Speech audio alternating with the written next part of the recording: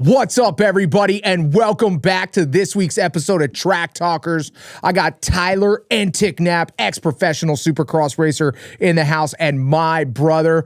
Woo, boys! Suzuki Nation is back, baby. Bringing back the old school Makita domination. Ricky Carmichael, Jason Anderson's back on top. Is he going to win the WSX championship? Could he be a contender in 2026? Ken Roczen pulls out, or does he, of the last two WSX? We have insider information. We talked directly to him. Max Anstie, what does this mean for the coming Supercross season? Oh, man, he finally breaks that perfect streak. Joe Shimoda caught dancing at a wedding. Track conditions were crazy. Man, this is going to be a good episode. I can feel it in my bones, Ty. Do I look like it's going to be a good episode or what? I mean, it looks like an episode from the 1999s or what? Bro, whatever it is, we got the Suzuki vibes coming back. I had to wear my Suzuki jacket because I'm feeling good, bro. You know what I'm saying? It's good, but I don't know, dude. Let's get right into this. Jason Anderson. We haven't seen him ride like that in a while. Hey, he was getting loose.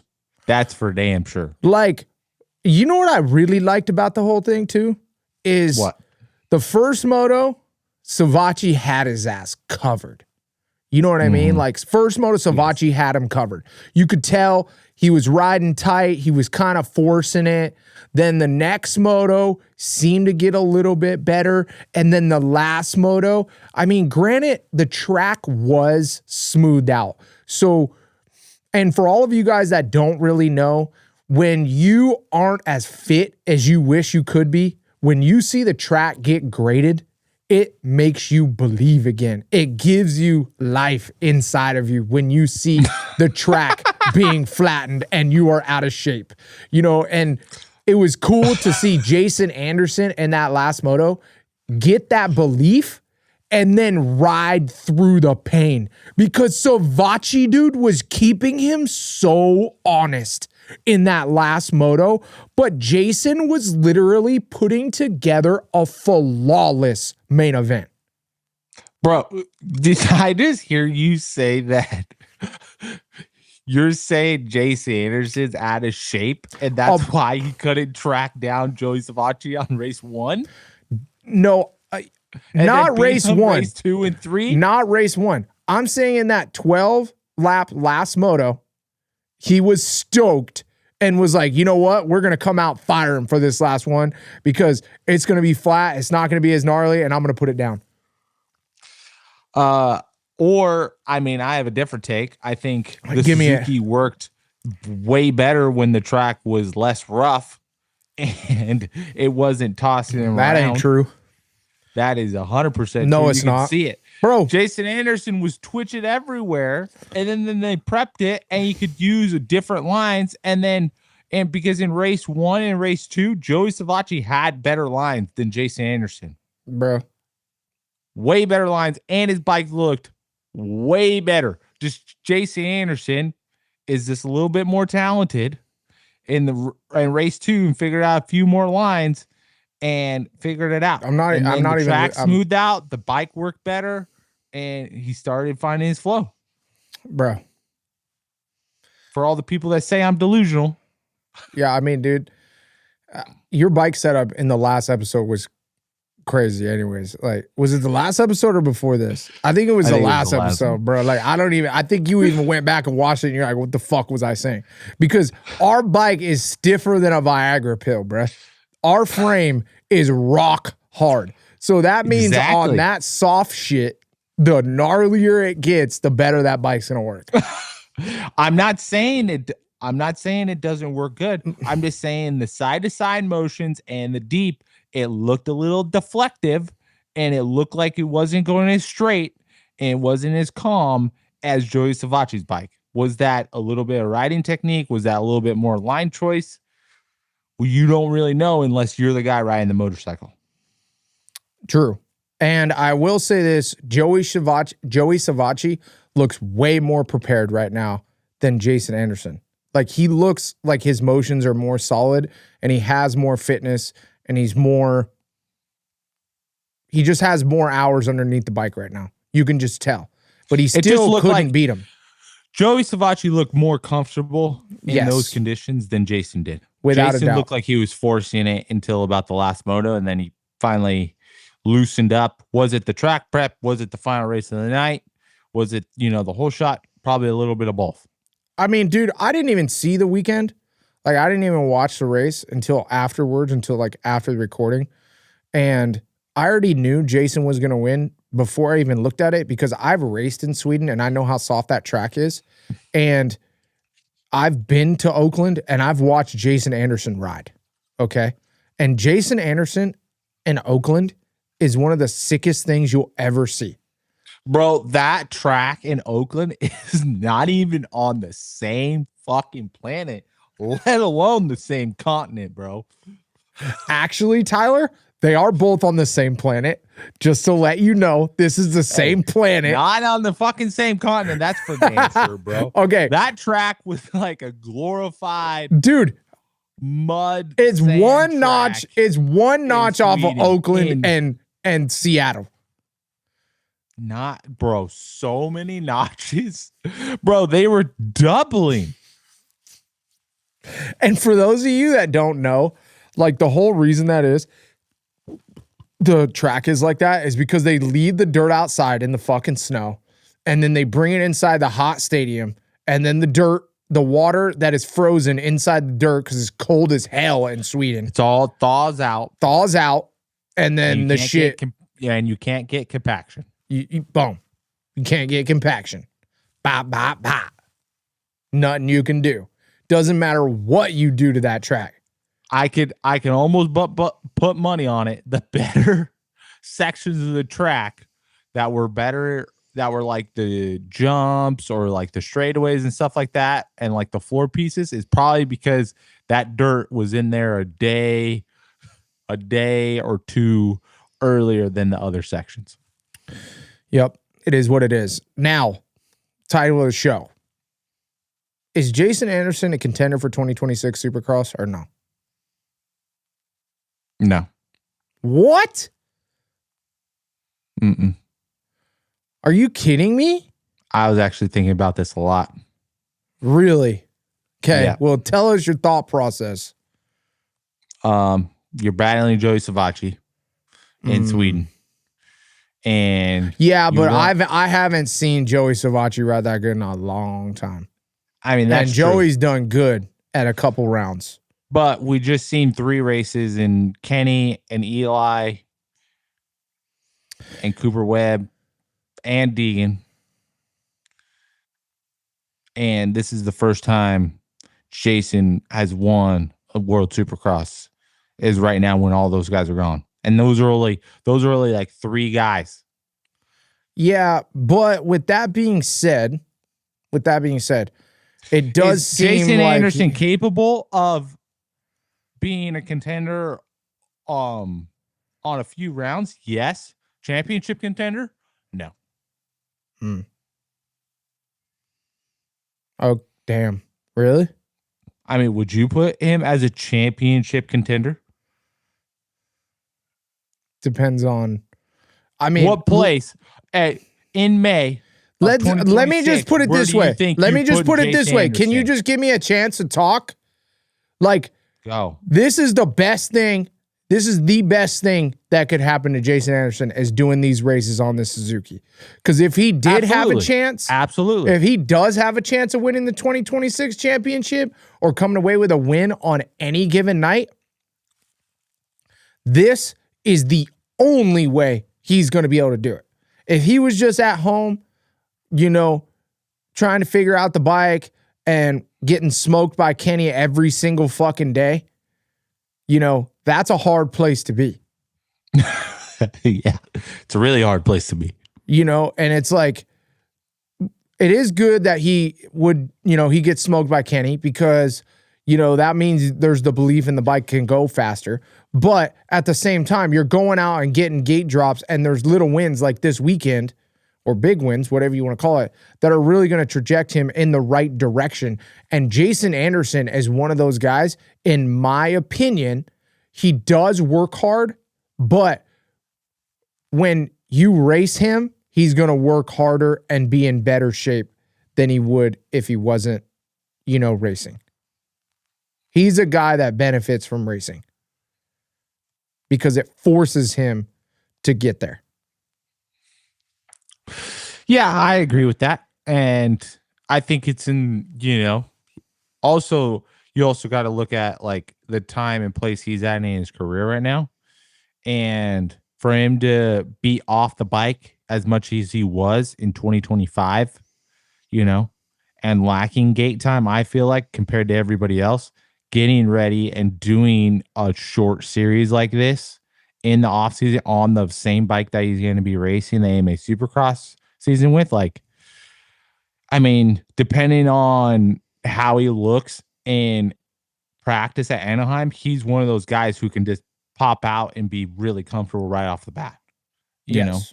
and grab a win. And like there's no question about that. Like, if he's ready and he feels it, he's kind of similar to Kenny in that way, where like if he feels it in that night, he's going to try that extra 10% to get it done. Try to seize that moment that night. Yes. And, like one of the big things I was thinking about is like how much can change and how much momentum can swing in a Supercross season. And I know, and this is the way I was thinking about it, is October, November, December. Dude, January, February, March, April, May. We're only like a month, because it's really the first weekend in May that Supercross is over. So it's really only 4 months. That's 3 months. It's only a month off. There's a lot that can change for Jason Anderson by racing these races in 3 months. I mean, we're talking Jason Anderson went from starting the Supercross, starting the WSX season, not really there. Definitely speed was off, fitness was off. And now he put in the best 12-lap moto that we've seen out of him probably in the last 2 years. Right? Yes or no? I mean, yeah, probably. Okay, so this is the best we've seen him in the last 2 years, best 12-lap moto, and we still have another round where he could go out and potentially win the championship, then only have 3 weeks until Anaheim, 3 or 4 weeks until Anaheim 1, coming off the best ride he's had in 2 years, and then possibly winning a WSX championship where he's ready. He knows that the bike works. He knows what it needs to work on. And then you come into a Supercross championship full out swinging. And then what happens, like with a guy like Jason Anderson, what you talked about is when you give him a little bit of light, like he can do something with a championship, you'll see so much more work out of the team and himself to keep him potentially there. I mean, just like Kenny last year, you know what I mean? Like when Kenny was in the fight for the championship, dude, he was such a different guy, like so much more serious, so much more intense off the bike, the whole 9 yards, and if you give a guy the opportunity, the momentum, like he's getting in WSX, he wins the championship, he comes into Anaheim 1. Dude, you never know what happens in a Supercross. Nope. Jet Lawrence goes down in the first 3. Championship is 100% up for grabs for any of those guys that were in the top 3. Yeah. Now, if Jet Lawrence stays healthy, it's going to be tough. But we've seen weirder shit happen. Have we not? I mean, yes. And two, it doesn't even, even if Jet stays healthy, like, dude, 17 races in 17 main events is so gnarly to be somewhat perfect throughout 17 main events. Yeah, I mean, obviously, that's why the advantage is with Supercross so much. Yeah. Like, even as much as Jet is perfect and Chase wants to be perfect and stuff like that, there are going to be nights that you're sick from traveling because you're traveling in the winter. There's going to be times that you're not going to be feeling great on the bike and you might crash a few times, in like practice during the or day. whatever, Yeah.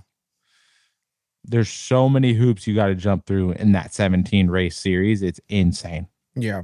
And two, it's cool because there's so many guys that will pounce on your ass the second you show weakness. You know, it's like before it was like Jeremy McGrath, you know, you'd have a 20-second lead, you know, or Ricky Carmichael or whatever. And, you know, there might have been 2 other guys that could have beat you. Now there's like 7 to 10 guys that could win a race almost, you know, if everybody if stays feeling healthy. it that night, they legitimately could beat you if you're a notch off. Yep. Yeah.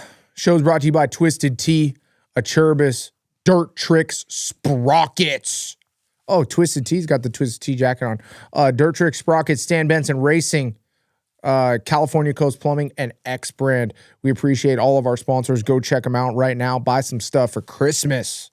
Christmas is coming up. Ty, and you know what else? We got for Christmas Track Talker hats right now. We got the white and the black one up on the website. The link is down below in the YouTube page. Every single one of the hats that we sell from here to Christmas, you know what you're going to get, Ty? What? Track Talker sticker kit. Hell yeah. And not only are you going to get a Track Talker sticker kit, but the first 10 people that order going to get me Let Me Ride fucking glasses that aren't even out, that are only special for the boys. Ooh. First 10 people. Come on. Yeah, get a Christmas present. But anyways, let's get back to the racing stuff. So we got WSX Championship. We just talked a lot about Jason Anderson. It's straight up between 3 guys because right now the points chase, as I seen it, as I remember, is 126, 126, 125. And that's Jason Anderson, Joey Savacci, Christian Craig right now. So who do you give the advantages to? And what are kind of the pluses and minuses of each one of those guys that, you know, is going to give him the edge or not give him the edge going into the weekend? I got to give the edge to just Jason Anderson because he has won Monster Energy Supercross title, and he should feel a little, you know, a step above Joey Savacci and Christian Craig. And, you know, he's just got to be careful with not, I don't know, overlooking these guys because Joey Savacci was faster by everybody by a second, you know? And if it's a gnarly whoop second, Christian Craig can get it together and be the fastest guy, you know, just by skipping the whoops better than everybody. So yeah, and not only that, but it's going to be in South Africa at Cape Town, and I'm assuming it's probably warmer there. I'm just taking a guess. But, you know, it's going to be more of a dry track. Yeah. South Africa, it's going to probably, I mean, yeah, if we were going to guess, it'd probably be that hard packed clay, right? Yeah. But Jason Anderson's really good in those conditions too. And I give the upper hand to Jason Anderson just because his racecraft. I mean, you've seen the racecraft when he went to the inside and just brake tapped Joey Savacci, and Joey Savacci should have just been a little bit more patient and held up. And then instead of his impatientness didn't pay off and he went down and he gave that win to freaking Jason Anderson. Yeah. So right now there is going to be times where you're going to have to play the game. And I don't think there's a better person that can play the game than Jason Anderson. Yeah, I 100% agree with you. And to, you know, just from his interview after the last, or I think it was the second race, after the second race where he took Joey Savacci out, you know, he said, I think me and Joey are actually really good friends, but on the track, I race for me. So that just means he's going to take his ass out if he has to. But with that being said, now, if I'm Joey Savacci and I watch that shit and he took me out, the first thing I'm going to do next week is the first opportunity, I'm going to blow his ass over the fucking berm. I mean, just straight up. Did you see the takeout? Yes, I saw the takeout. He jumped. Joey Savacci, like, kind of passed him in that corner before, right? Before the finish line. And then he jumped the finish line and he kind of just, like, went around and then slowed down in front of him, which Joey Savacci should have put the brakes on, but he's so short, he couldn't get his foot out. You know what I mean? But the takeout, the cheap shot brake check with the fuck you after the finish line on the podium, if I'm Joey Savatgy, that's twice, bro. That's Zach Osborne and Jason Anderson. That's fucked me out of championships. So I'm not letting that shit happen 3 times, bro. Bro, you gotta let the fans. You don't even like Jason Anderson that much, bro. You guys gotten into it in practice before, bro. Dude, okay, it is true. Me and Jason Anderson yelled "fuck you" and "fuck you" and blah blah blah blah blah at the races, and I was really pissed at him. And he was obviously really fucking mad at me. Hey, it rolled into a couple of weekends, I felt. Oh, yeah, it did. It rolled into a couple weekends because it rolled into Daytona.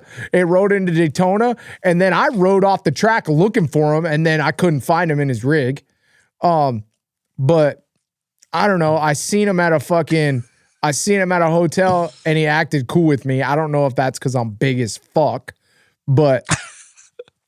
whatever. I don't think he expected me to yell back at him either. You know what I mean? Like, I think those top guys just think they can yell at you and do whatever the fuck they want. But I wasn't having that. I didn't give a fuck, dude. I was just like, fuck you, bitch. Okay. Did I not? Fuck, I'll fight anybody in my gear, bro. You're a lot of bark, dog. Dude, okay. Whatever. Moving on. Okay. Cape Town temperature, 80 degrees on Thursday, 50% chance of rain on Friday, which, I don't know if I'm worried about that. Are you worried about that? 50%? I've never been to South Africa. I don't know if that's a lot. Yeah, like, is that 50%? Hey, it's 50% of the day. It's a lot different than 50% in California. Yeah, straight up. 50% in Tennessee means 50% of the day it's going to be raining. Yeah. Exactly. In California, 50% means like there's a 0% chance it's going to sprinkle. Yeah, exactly. We're going to get some heavy fog. So, yeah, exactly. So, on Friday, 50% chance of rain. On Saturday in Cape Town for the last round of WSX, it'll be 68 degrees. So it'll be perfect.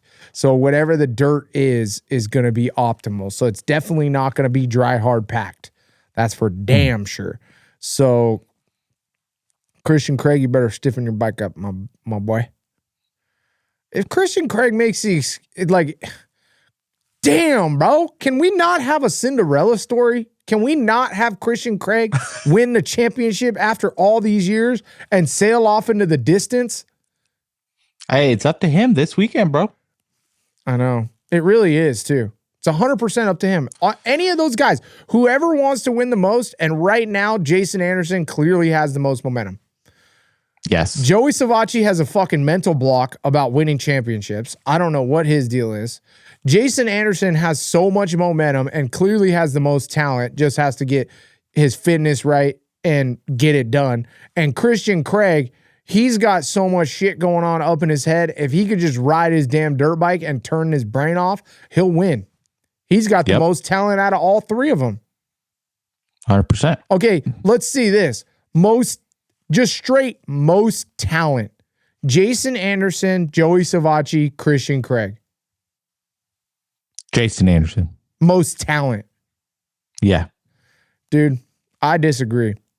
I think it's Christian Craig. And this is why. I watched that Yariv Konski interview, you know? Mm-hmm. And it is kind of crazy that Christian Craig has won multiple titles and won multiple races and gotten has gotten a lot of podiums in the 450 and 250 class. But they've been like 5 years apart.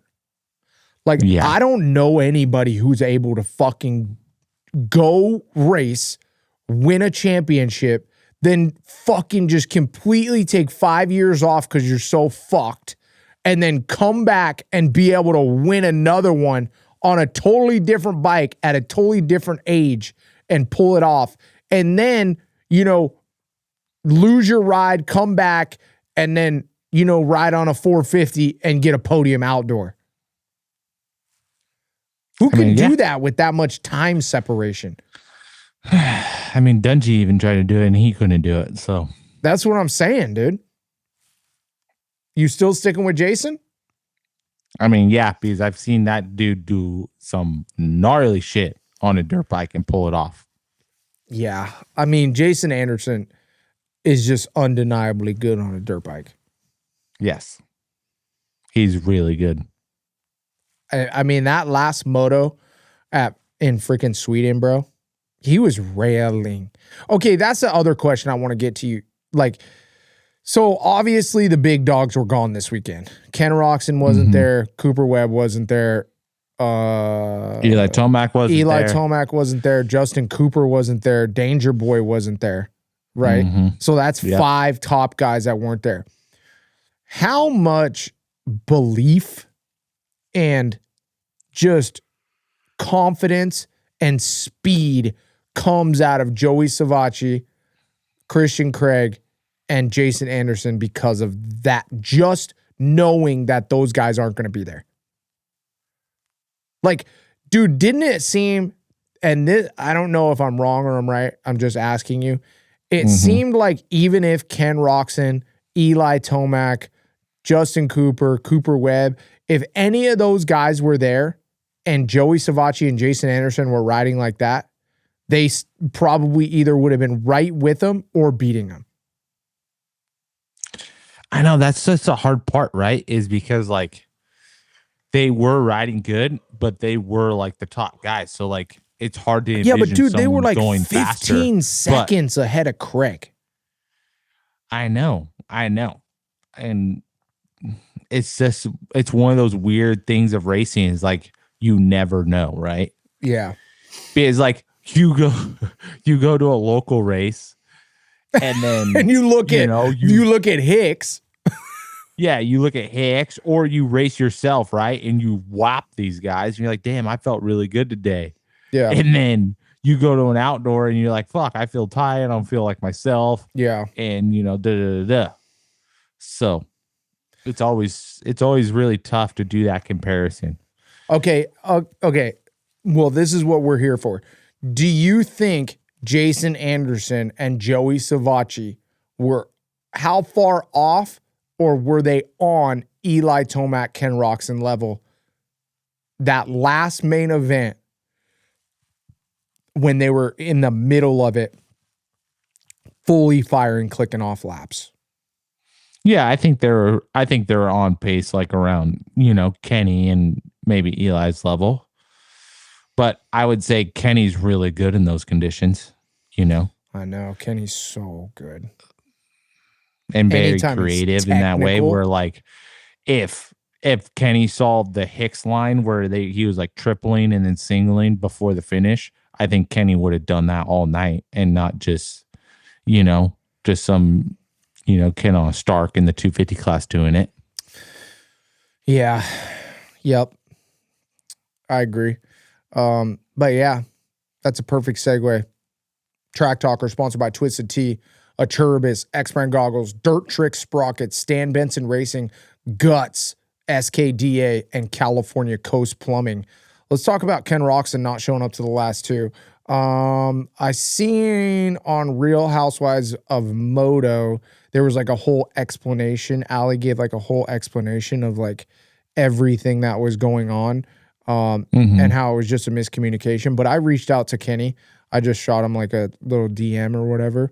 And he was just like, yeah, dude, it was just a miscommunication. And I wasn't ever supposed to race the last two regardless.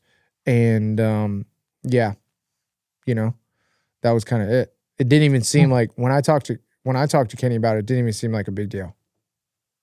You know? It probably wasn't a big deal because he knew what he was doing, and then the promoters were trying to make it seem like he was not, you know, he was doing something else. Yeah. It's interesting though, like why wouldn't Kenny want to just finish it out and win the championship? Like, do you think that going to all those different countries is like too taxing where it's not worth it for him to win the championship? Like, you got to think there's some kind of bonus or something to win the WSX title, right? I mean, not as big as a bonus as him winning the Monster Energy Supercross title. Obviously. And that tells me that he's focused on making sure he's prepared and ready to go to be a championship contender coming in this January. Is that what that's telling me? Because he wants to do his full off-season prep that he's probably got planned to the day on what he's going to be doing. Yeah, that's a good point. You know, he probably is like, look, I got this, and this coming up, and I know what I got to do to get ready. I mean, we're a month away. That's crazy. Minus a few days, you know? Yeah. So after Anderson does win the championship, he's only going to have 3 weeks until A1. So he's pretty much going to do WSX. He's going to win the championship in South Africa, Cape Town. Then he's going to come home, take a week off for Christmas, and then ride for 2 weeks and go to Anaheim, right? Yeah, but that's the problem. Yeah, but Adam, you're forgetting about the Anaheim press day. Oh, that they're going to be doing that's like right now. Yeah, but they'll make exceptions for those guys. They'll have them do it when they're down there like a day before or whatever. They've done that stuff before. Yeah, I know, but it just, you know, when you get into 1 or 2 weeks out of A1, bro, it doesn't matter who you are. You got photo shoots going on right now. You got new gear deals. You got breaking new boots. Like, you're trying out your race bike. I know. Like, you're everything. I think that's why that WSX is so good, though. You know, it's like that Jason Anderson's getting into the race flow right now. You know, and it's just you roll into Anaheim, and he's done Anaheim fucking a zillion times, and it's just another race. Well, and too, that's the good part about being on a Suzuki, because that thing hasn't changed in, you know, that's true too. He doesn't have 5 or 6 years. So you don't have new parts, you don't have a new machine, you know, you don't have any new suspension. All you're worried about is getting your gear done deal, getting your photo shoot done, and then, you know, going and doing your laps and doing your program. Well, looks like the boys on the yellow bikes have a little bit of advantage right now. Yeah, for these 3 weeks. Yeah, until Jack gets on his mod bike. Sounds like a mini dad on. Bro, if I had my mod bike, bro, I'd smoke you guys. Ripping, dog. If I had my mod bike. Oh, that's hilarious. Yeah, Max Anstie. Damn. Perfect season broke. But with that being said, I think he just tossed it anyway. I don't think he gave a shit. He's like, championship. Let me wrap this thing up. This shit is dangerous as hell. I got one more weekend left. Even though it was a real bummer, I bet he was so bummed when he found out all he had to do was get second to wrap the championship up. Oh, 100%. Oh, you know more. He probably wouldn't even have showed up to Cape Town, bro. That's what I was thinking. He's like, damn it. Yeah. Oh. What do you think the chances were of him if he wrapped it up? Do you think he would have went to Cape Town or not? He probably wouldn't have, honestly. They were probably telling him not to put that shit on the pit board because WSX is like, dude, we need Max, bro. We need him to come to Cape Town. Yeah. For sure. But I will say this, though. This is kind of what I was thinking. And obviously, you know, bless up Joe Shimoda. We love Joe. He's one of our favorite guys. You know what I mean? But, dude, with Joe Shimoda getting hurt, that really frees up a West Coast championship or an East Coast championship for Max to go out and try to win that thing like he was going to last year. Right? And he gets a little bit of a break. Who's going to beat him on the East Coast right now if Joe, I mean, Joe was caught dancing on the dance floor, right, at a wedding, you said? Mm-hmm.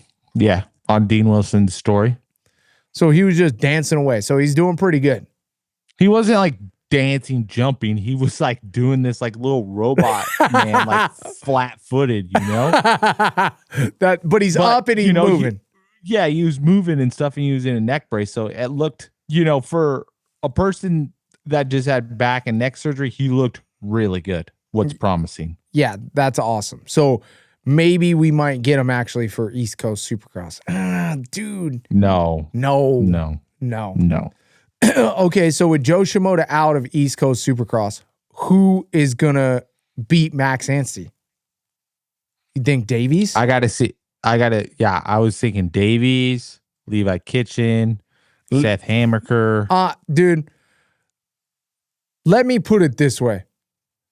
I like Levi Kitchen and his style, okay?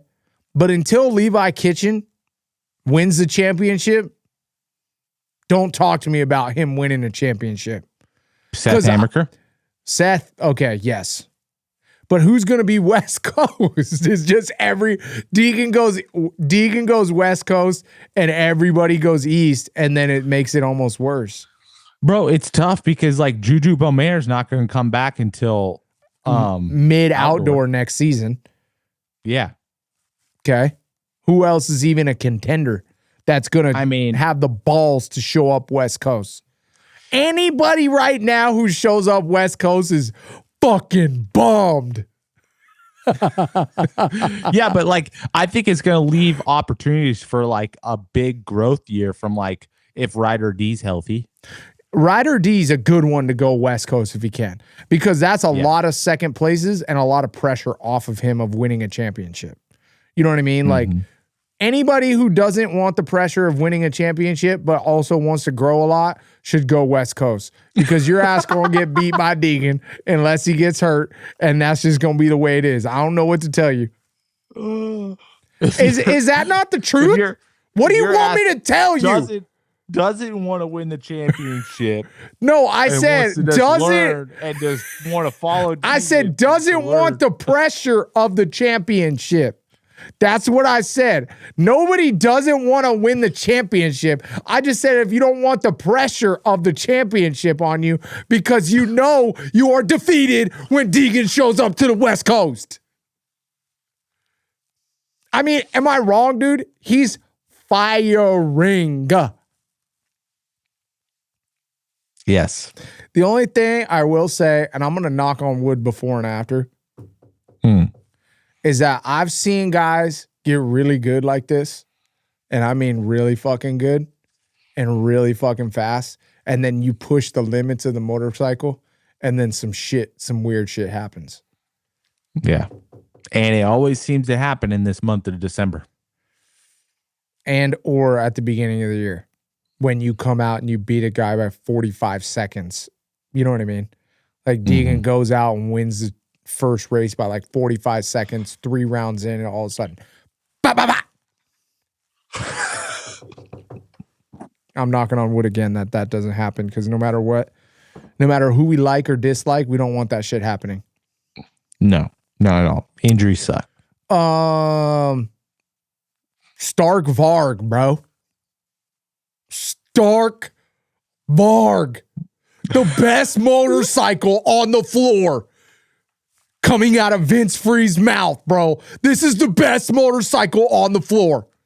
Vince Freeze said it, dude. His suspension did not look like the best on the track. Bro, Vince Freeze. Sure. Okay, Vince, everybody on the whole entire Stark team needs to go look at what Hicks' setup is and run that, because their shit was so fucking soft and squishy.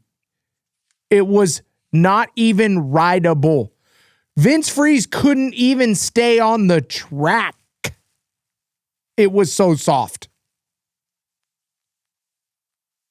Yes or no? Yes. His front end was collapsing. Bro, it was so good to see Vince Freeze back out front, dude.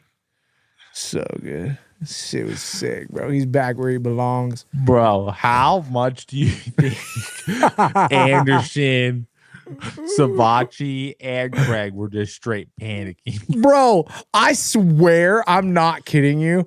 Like, those guys, everybody just doesn't even like Freeze. I swear I've seen Anderson or Savachi, one of those guys, lapping Freeze, like lapping him, and they still were looking over their shoulder. Like, they were still looking over their shoulder to, like, make sure Vince wasn't going to take him out as a lapper. Like, that's how scared Vince has these guys. Has every Supercross racer known to man. Hell yeah. You don't fuck with the freeze, bro. I love that they were promoting the shit out of it, like Vince Freeze on the silent bike. Like, my guy hasn't even, like, and I don't even mind Vince Freeze off the track. Like, talking to him, he's cool.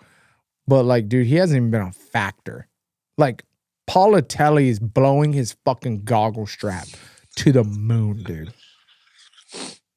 Yes. To the moon. Paulatelli's riding good, by the way. But anyways, Hicks, bro. Michael Hicks. Okay, goes out, puts Stark Varg on the map, bro. How do you make noise without making noise? You put Hicks on your bike, baby. That's how you do it. Whole shot, holds him off, holds Max Anstie off for almost, and Shane McElrath for almost a whole entire main event. That was only 8 laps, but a whole main event. Okay. Mm-hmm. And almost comes away with a win. Almost. But unfortunately, Uncle Ty does the voodoo trick and always knows what's going on. And he just knows that he fades like, you know what I mean? Like, I don't even know. Like, it's just, my guy just has zero fitness. I don't even like, what is, I don't know if he pumps up. I don't know if he fades. I don't know anything. I just know that he's hella fast and has sprint speed for days, bro. Like, I've never seen somebody that fast and that out of shape. Like, it's pretty wild, actually. Like, because if he just got into shape and did a couple 100-mile road bike rides, dude could be top 3 in the 250 class in the champion, like, racing Supercross. Yes, he is that good. Yeah. And all you got to do, Hicks, is ride a couple 100-mile road bike rides and you get it done. And he probably knows that. And he's trying to get fitter, but it does not happen overnight. I know. And you know what's shitty too? You know what's really shitty? It's like Hicks is probably one of those guys where, like, you know, he's been able to eat whatever he wants his entire life. And he can just like eat like shit and be skinny. You know, but one of the big things about fitness is if you don't eat really, really good and train, you don't really get as fit. You know what I mean? I feel like this is a personal opinion, 100%. Hicks, don't shoot the messenger if this is wrong. But I feel like his eating program is probably loose as fuck. Like loose. Hey, you're reaching with that statement, bro. I'm reaching big, but dude, I got to reach for the stars for Hicks because he could be a star, dude. Like, he just needs one element. That's it. It's clear as day. He needs one thing. Bro, everybody else on the start. He's got the other 3 elements. We need the 4th element. Bro, all we need is the 4th element. Hicks, come on, dude. Go to Dungy's house and just hang out with Dungy as like a dad, and you'll probably get hella fit. Like, I feel like Dungy probably trains more right now than Hicks does. Facts or fiction? Fiction. Fuck. I don't know. Right. Maybe Ryan, Ryan probably be grinding. Bro, he's grinding right now. He's like, dude, at any moment, KTM could call me back and I got to be ready. That fool's probably doing like low key some R&D testing somewhere. Nah. I don't think so, dude. I don't think the R&D job pays very well. I don't think he needs money. That's what I mean, though. But when you don't need money, you don't take jobs that don't make much money because you're like, fuck that. I'm not doing that piece of shit job for that shit.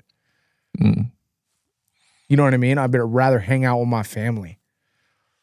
If I had $1 million, why would I work a job? If I had $10 million, $20 million, probably $50 million, like Addy, I was about to say, if you had $1 million, you'd be fucking broke. That's what I'm saying. If how much you think Dungy's got? 50 million? I would hope. That'd be so sick if he did. No way. He's probably got 20 million. Let's just say 20 million. Let's average it out. Let's just say 20 to 25 million. Okay, That's like 50 million in Minnesota, dude. It is perfect. Okay, so he's got like 20 to 25 million. Like, you think Dungey is gonna be like, yo, KGM's like, bro, we'll give you like 60,000. You come to fucking the West Coast for the next 6 months and ride every day for like 8 hours a day, so we could get Eli Tomac's bike better or Jorge Prado's bike better. He'd be like, hell to no. No, give it to that desert guy, Kiefer. Dude. No, you know who they got employed over there for? Because you got to be an R&D guy, and then you got to be like 3 other hands. Ryan Morris, bro. That's the guy doing it. And he's a good but I guy. thought he was doing more OEM stuff. Don't even get me started, bro. This show's falling apart. Okay. So, so let's talk about track conditions. You know, one of the big things. Oh, God. No, this is for real a subject because I disagree with it. I think if the place sucks, don't ever go there again. Like, hey, let me ask you this though, okay? Because I was thinking about this. Can I get my question out? No. Yes. No, because the question is track right conditions. No, stop, are they worth having it? Is it good to have them, or should we have a variety of track conditions to make more of a well-rounded rider? Now go. If your track conditions look like an outdoor track and a fucking Supercross stadium, no, it's not worth having it. I know, dude. Isn't it, like, for the lack of a better word, gay to like? Okay. If Dirtworks crew was in that stadium building that track with the knowledge they have of dirt in numerous stadiums and building tracks in the winter, do you think that that track could have been a full-blown Supercross track? Bro, we go to Indianapolis every year and it's the same lame ass shit. Yeah, but it's way better than that. It's better than that, but not by much. We go there every year. Yeah, but you have a Supercross track with ruts. Dude, I don't know, dude. Bring Limegate back, bro. Bring lime back. Just throw the whole thing of lime on the track. Well, that's what I was thinking. I was like, I bet you they probably didn't put lime in the rhythm sections. It definitely didn't look like it. Make that shit toxic as hell and make it rideable. I just want to know what they built the triple lip out of. Like, what did they build the triple lip out of? Where did we get that dirt? Why didn't we fucking that dirt came in 3 days before the rest of the track? Then we should have got the rest of the track in 3 days earlier because the triple lip looked fucking fine, dog. The whole finish line and like that rhythm section after the finish line looked fine. Dude, when Jason Anderson's like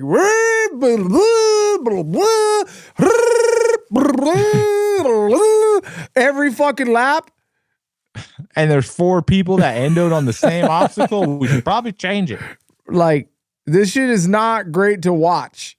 It's not really super awesome. No. Because the Sweden fans in the background did not look super stoked. They did not look like the hype was there. The aura was off in Sweden, bro. I saw a little pop when Jason Anderson took out Savachi, and that was it. That was it. That was it, bro. There was no other, like, there was no Anaheim 1 vibes going on in Sweden, bro. Mm-mm. And you know there was a bunch of baddies in the stands too, bro. Bunch of baddies in the stands. Oh, yeah? Yeah. Do you not know, bro? Sweden is like the #1 rated most beautiful women country in the world. Did you not know that? In the world? Yes. Swedes are supposed to be would Google agree with that? Let's find out, bruh. Let's find out. This is what I heard. Should we ask ChatGPT or Google? Yes. You just said yes to both. Are the most beautiful women in the world from Sweden? No. There's objective way to say Swedish women are the most beautiful as beauty. What's the top 5? But Sweden is often cited as as having beautiful women recognized for their natural looks. Oh shit, that's fucking hilarious. Where do the most beautiful women come from in the world? Oh shit. Colombia, Brazil, Poland, Russia, the Philippines, and South Africa. Bruh, Sweden didn't even make the list, bro. Sweden's not even top 10, dude. Dude. Bro. It says Latin America, which is Colombia, Brazil, and Venezuela. And then Eastern Europe, Poland, Russia, Czech Republic, Asia, Philippines. I mean, it's not even in there, bruh. And the United States didn't even make the list. Should we get another reference from ChatGPT or what, dude? Where do the most beautiful women in the world come from? I wouldn't say that. What would you say? What would you ask? It says Brazil, bruh. Oh, Scandinavian countries, bro. 3rd at ChatGPT. I rest my case, baby. Let's go, bro. When in doubt, Google it or ChatGPT it until you get it right. That's what I tell people. Oh shit. Just looking for fucking different facts and exactly. Facts and support. Just whatever you got to do to make it work till you get the answer you need to get. Okay. Let's see. What else we got? Colt Nichols' debut. How'd we think that went? I mean, it went. Bro, it looked really good until the final main event. I know. My boy Colt was ripping, dude. It looked like he's been putting in the work back at home. Mm-hmm. Like it looked like we were way more loose. It looked like we had a little speed potential, Maybe, yes. The field was weak enough where we could get some confidence. Not weak enough. That's not the right word, but, obviously not as star-studded as usual. So we had some guys we were going to beat. We knew we were going to be in the top 5. Come on, babe. I don't know why you're laughing, Ty. This shit ain't funny, dude. I was just listening to you work your words around that one. Anyways, but yeah, Colt Nichols, solid overall. You know what I mean? Yeah. Hey, since we're on the Team Suzuki subject, dude, what's up with the boy Chiz, bro? He's not chizzing. Dude, Chiz. Not really liking the soft conditions. Chiz is a smart man, bro. He picks and chooses his battles, bro. He's already in the main because he is fucking on the right team. Okay. So the automatic transfer to the main. He's been beating Wageman pretty much the majority of the year, right? Yes. Not really, dude. Wageman stepped it up, bro. Wageman stepped it up this weekend, dude. On the final race. Wageman stepped it up this weekend. Best position of all year. Eat our meat, dude. Eat our meat. Eat our meat. Boom. But either way, I mean, obviously, we know Chiz, he's not washed, but he's done. You know what I mean? We're on our way out, bro. We're putting in some farewell rides. We're making a nice little paycheck ski.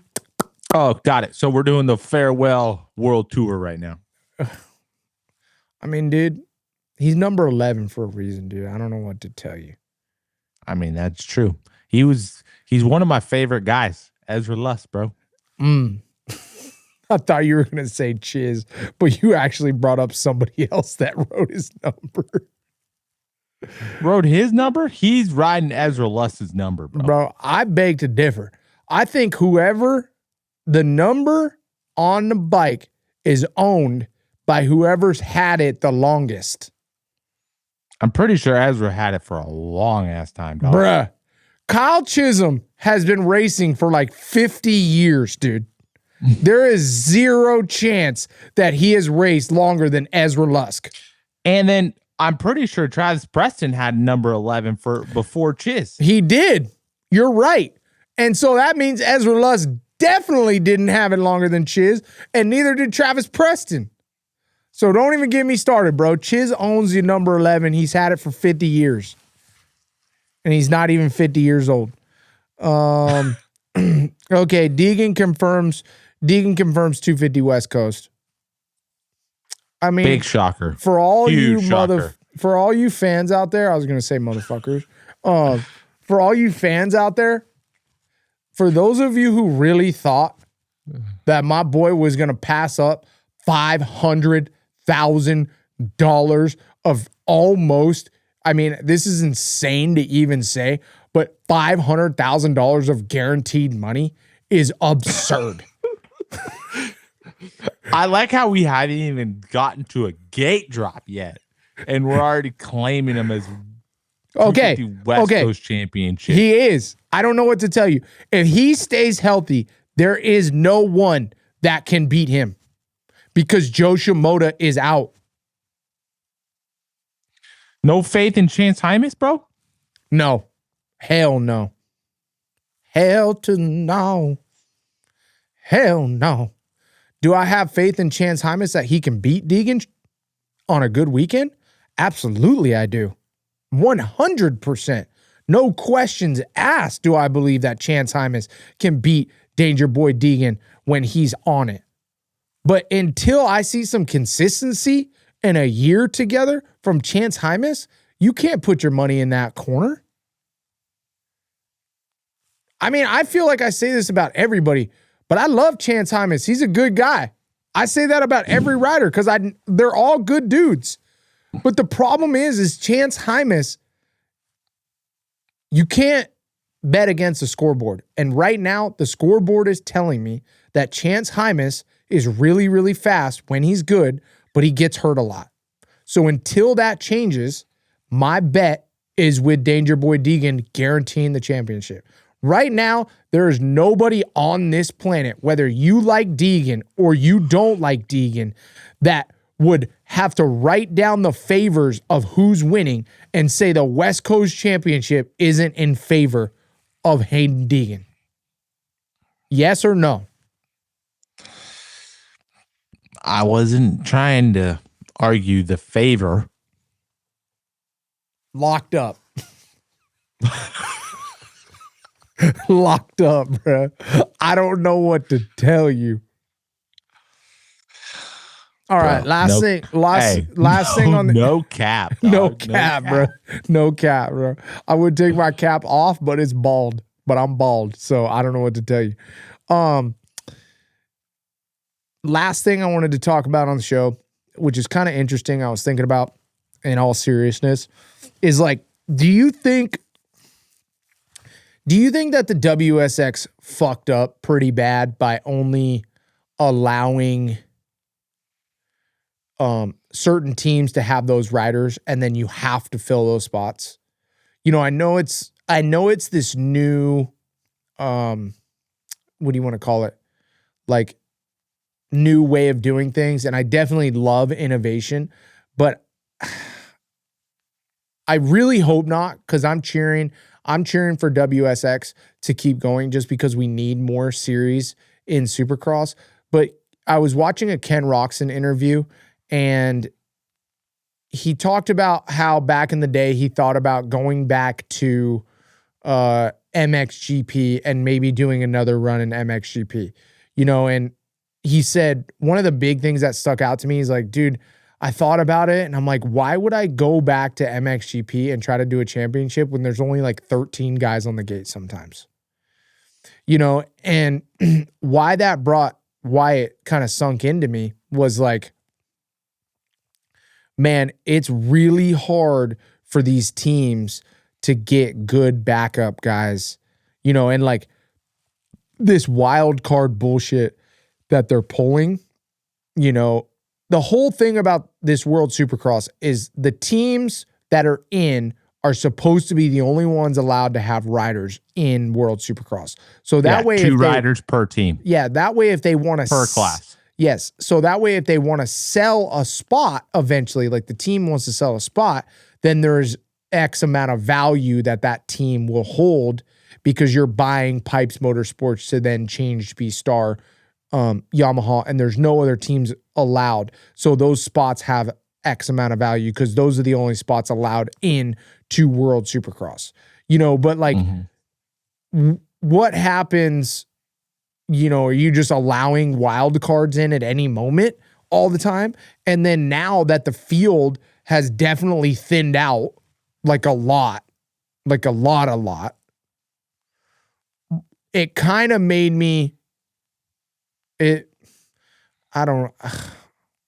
like WSX and I don't want to fucking rip on them, but it made it hard to watch this weekend. Kind of sucked. It was pretty blah. I was really watching the Joey Savatgy Anderson battle, and then the 250s. It was cool in the first moto to see Hicks kind of do his thing, but the shit is lame when there's not a lot of guys in there. And then the track didn't help the situation. Yeah, too. the track. It's like watching like a muddy Supercross race. It's like even a muddy all good Supercross race is shitty to watch or shittier to watch because it's just not as exciting because the racing isn't as close and it's like, oh, one guy stalled it and the other guy won.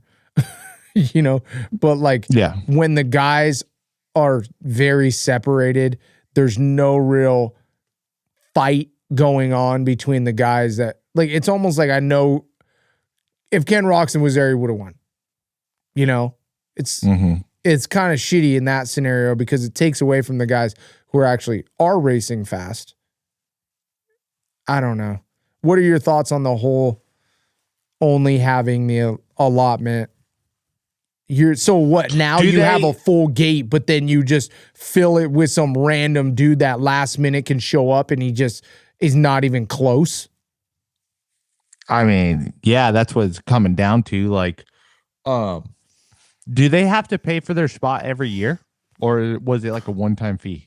I don't really know the details on that, but I do know there's nobody else allowed in. That's why they're making wild card spots.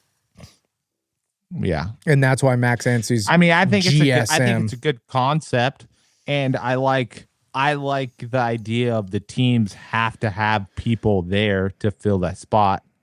Yeah, it's almost like the promoter should require them to like have contracted backup riders on. You got to have like 3 contracted backup riders or something. I don't know, but that's hard too because it's like, you can't have Eli Tomac step on a Suzuki. I guess you could have him ride under Pipes Motorsports on a KTM, but we all know Max is not GSM. There isn't a part on his bike that is GSM. Not a single thing. Except a sticker. For the Yamaha frame. Yes, except the sticker. Right? Yeah. But like, isn't like Wageman, like Wageman's like the perfect example of like, because he has this World Supercross contract with PMG, right? And then he's going to race Team Solitaire for Supercross. I don't know if he's racing Team Solitaire. I don't know what his deal is. Or is he going to be 250 all the way through West Coast? I mean, I know that PMG ain't racing no fucking 250. That's for damn sure. And if it is, it's news to me because Dustin hates building 250s. I mean, who doesn't though? Yeah, no. Like, who likes building a 250? It's just a money pit. It's a money pit, and they just blow up. That's all they do. You're just waiting for them to blow up. Yeah, you're trying to make a ticking time bomb and trying to control the bomb. Yep. So do you have any thoughts on it, or do you just not? You're just thinking about it. What, the team? No, the whole team situation. Yeah, I like it. I think these teams need to be more required to have, Okay, so riders. what are you Because, like, going to do to KTM, make it for more? instance, What are we going to do yeah, to but make KTM, for WSX? instance, this year is going to have an empty spot on a 250 and it's not going to fill that spot all year for Yeah, West Coast and East that's Coast. true. So in AMA Supercross, if they were forced to have a 250 rider, They might someone bring would one of the have an Cohen opportunity. brothers. I mean, possibly, but someone might have an opportunity to be, racing a factory KTM would be pretty fucking sick. Hicks. I mean, the motherfucker would qualify good and he'd probably win a heat race. He probably would. Unless it was on the... Oh, well, there's 2 heat races, so West Coast, he has a shot. I think the idea for World Supercross with making sure these teams have riders in the beginning is, I think, really good. Because later down the road, it's going to pay off. Because they're going to figure out, how many riders get hurt. We need to have people on backup. You need to create relationships with other riders. And it's not like you're going to have, South Africa and Sweden. Like, there's not going to be some hidden Supercross gems that are going to come out, in South Africa and, qualify for the main event. Yeah. Totally. I agree. There might be a few people, like, one guy that has the right equipment to race a competitive race like that, but that's it. Yeah, totally. So you're not really missing any of the, local talent per se. Yep. Yeah, I agree. It's just tough. I just hope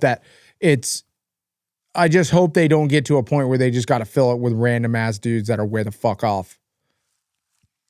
WSX. I mean, the random let's put it this way. Dudes is just the privateers of AMA Supercross, basically. No, that's worse. I mean, that's better. Those privateers in AMA Supercross are better. I know. Devin Simonson was had a really good finish. Bro, that's what I mean. Henry Miller's getting 4th. Privateer. Yeah. Those motherfuckers are badass. Those guys can compete. But the problem is we know the level, so it's like hard to watch a step down, win a championship. I want to see those guys.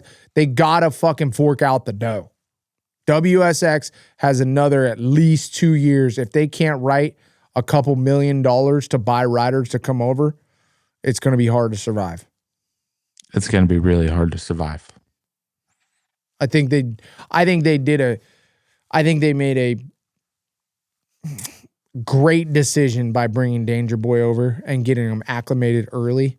And that way maybe they can, talk more deals with him and kind of figure it out. But they have to get those guys over there. They have to. WSX next year needs a couple top guys to stay in the championship, couple more top guys to stay in the championship, and they're just going to have to fork out the dough. Yeah. Or what they do, instead of forking out the dough, I just thought of, this is actually a really good idea. They probably should just buy an insurance policy or whatever policy and put out a fucking $1 million. Say, if you win that World SX Championship, you get $1 million. And then you'll get those guys there. That's another way to do it. Yeah, I don't really know how that would all work, but... Because all of a sudden, the guys, Jet Lawrence and those guys, they'll have enough money. So if they don't want to do it, they won't go. And then you only have a few guys that actually will. Like Ken Roczen would have raced the whole championship over there for sure for $1 million. Yeah. And that way you guarantee him over there every time. And you don't got to pay him $250,000, $200,000 every single time he hits the track, Mm-hmm. Yeah, you could do that. And then you could get 3 or 4 guys that are tantalized into doing that for $1 million purse, Mm-hmm. I don't know. It's hard to say. That's really hard to do. you know, coming up with $1 million to be able to give away to the fucking winner is pretty fucking gnarly. But they're on the right track. If they really want it, they'll figure it out. Yep, they're on the right track. If you guys think of anything, shit, drop it in the comments below. We appreciate you guys watching. Ty, is there anything else? Oh, that'd be it. Cool. Sweet. Well, thanks for stopping by the show. Track Talkers. We got one more episode, and then we're going to do, after that episode, we're going to get into race predictions for Anaheim 1, my boy. Can you believe that shit's coming up that quick, Uncle Ty? No, it's kind of fucked up, honestly. I need to do more Christmas shopping. Dude, Christmas shopping, freaking A1 predictions. Come on. Oh, it's getting good. Well, we wish you guys a Merry Christmas. Like I said before, the link is down below to buy a Track Talkers hat. You got them in black. You got them in white and black as well. We're going to throw in a sticker kit. And for the first 10 people after this episode drops, you are going to get a free set of Let Me Ride glasses. Let me show them off one more time for you guys. Ty, should we give away some more shit too? Should we give Hell away? Yeah. Should we give away some, like something, a surprise? Yes. Okay, look at this. Look at this. This is authentic, bro. This is a Makita Suzuki real jacket. I got like a whole package. Somebody in the next 25 orders before Christmas, we're going to just drop this in somebody's box. Does that sound good? That sounds This is a awesome. real team jacket from back when Ricky Carmichael was on the team. That's sick. How do I get this stuff? Made by Fox, bruh. Is that not gnarly? That is gnarly. We're gonna all drop- you need to do is just get some freaking Track Talker swag. That's it, dude. Go to letmerideshop.com. Links below. Grab a hat, and you could be a super prize winner, bro. Ooh. Cool. All right. Well, thank you guys for watching this episode of Track Talkers. And shit, we'll see you next week for the wrap up of the World Supercross Championship. We appreciate you guys watching. Like, subscribe, tell your brother, tell your mom, tell your wife, tell your grandma, grandpa. Any other sibling type of things I forgot, Ty? Your brother and sister? I said that. Cool. Well, thanks for watching, guys, and we'll see you next time. Peace.